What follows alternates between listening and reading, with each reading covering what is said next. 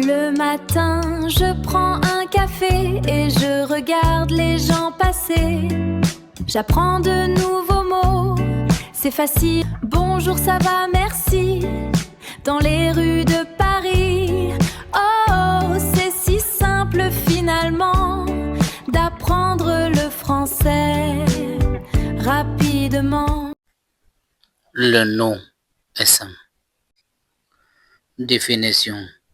Le nom est un mot qui sert à désigner une personne, un animal, une chose, un lieu ou une idée. تعریف. اسم یا نام کلمه است که برای نامیدن شخص، حیوان، شی، مکان یا یک فکر استفاده می شود. علی. علی تنوم. علی یک اسم است. cheval. cheval est le nom d'animal. اسب. اسب نام یک حیوان است. France.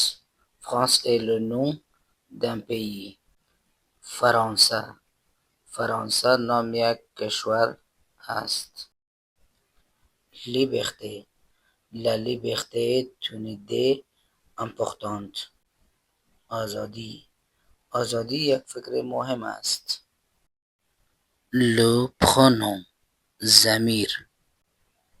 Le pronom est un mot qui remplace un nom pour éviter sa répétition.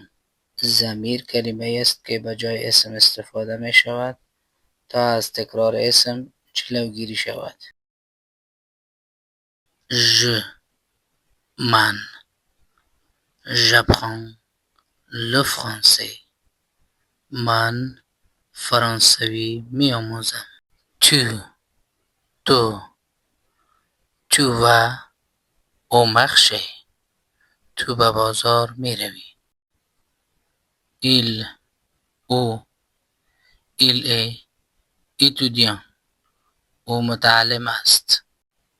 Elle. او. Elle est contente.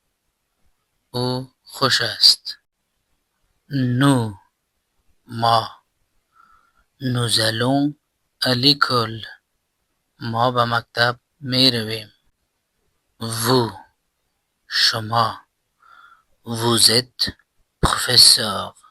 شما معلم هستید. Il. آنها.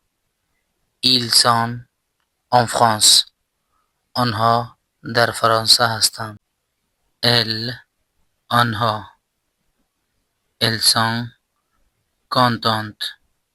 آنها خوشحال هستند. On. ما. On va au cinéma. ما به سینما می رویم.